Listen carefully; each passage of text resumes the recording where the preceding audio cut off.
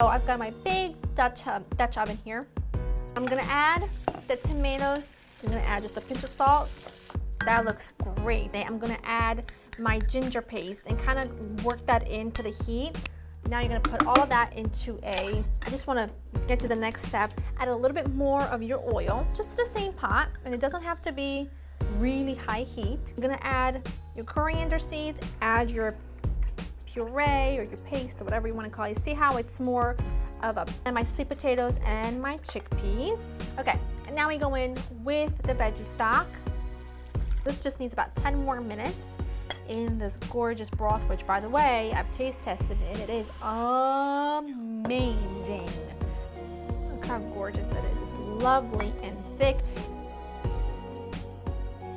It's creamy, it's delicious, perfectly seasoned, perfectly spiced.